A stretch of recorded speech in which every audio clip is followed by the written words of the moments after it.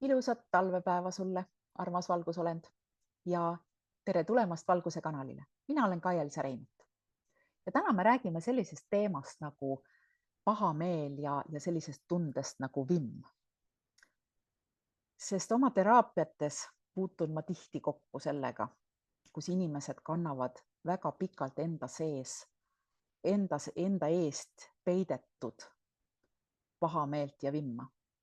Sest meid on lapsepõlves programmeeritud kuidagi niimoodi, et ei tohi olla vihane, ei tohi välja näidata, et sa oled pahane või et hoidku selle eest, et sa oled ju nii hea inimene, aga kuidas siis enda sees vimma kannad.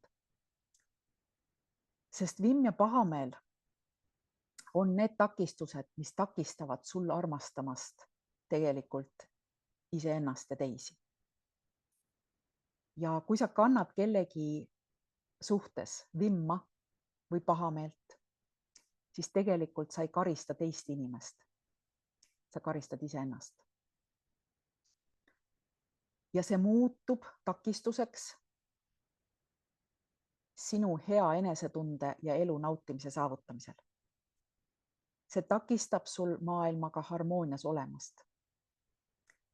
Ja sest pahameel ja vimm on nagu kivi sinu südames. Ja ehk siis sellised energeetiliselt nagu kõvastunud vihatükid. Ja ainus viis nendest vabaneda, et need lõdvenevad ja lahustuvad sinu sees siis, kui sa suudad andestada ja lasta lahti. Pahameelest ja vimmast lahti laskmine ei tähenda, et see õigustab teise inimese käitumist sinu suhtes või et sa lubaksid teisel inimesel teha sinuga kõike, mida ta tahab.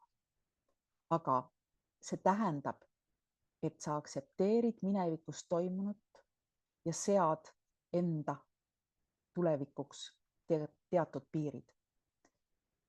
Ehk siis sa saad vimmast ja pahameelest lahti lasta, säilitades oma piirid ikkagi. Sest sul on võimalus püüda näha teises inimeses head või headust, mis lõpuks tekkis, mis tahes juhtumist, mille pärast sa pahameelt tunned. Ehk siis lahendus on ka see, et mis iganes olukorra pärast või inimese pärast sa pead sellist vimma ja pahameelt, siis püüa selles asjas näha oma osa. Ja seejärel pane see juhtum sellisesse rahuriiulisse, kui nii võib öelda.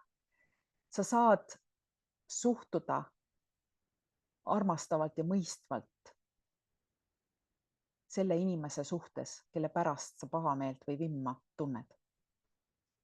Ja see eelkõige vabastab sind sellest suurest koormast või sellest kivist enda sees. See on peamine. Ja nagu ma ütlesin, see ei anna inimesele õigust teatud viisil sinuga käituda ja see ei anna talle õigustust, aga see vabastab sind.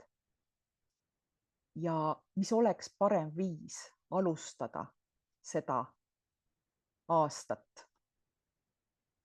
Me oleme ju ikkagi suhteliselt aasta alguses või ükskõik mis perioodi, kas või lihtsalt alustada seda tänast päeva, mis on iga päev ju meie uue elu algus. Alustada seda minevikust puhastamisega ja see edasi liikudes vimmast ja pahameelest vabana. Ja mis sa saadki siis täna teha, on taodelda, olla valmis oma vimmadest ja pahameelest lahti laskma. Sa saad taodelda, et universum tooks pinnale kõik sinus peituva vimma ja viha ja pahameele, mis sind tegelikult blokeerivad. Ja sa saad taodelda, et sulle näidataks täna, mida sa pead tegema, et enda eest hoolitseda ja lasta lahti vimmadest. Ja seejärel taodelda, et universum aitaks sul seda kõike ka teoks teha. Vot selline mõte täna ja kohtumiseni taas Valguse kanalil. Kohtumiseni.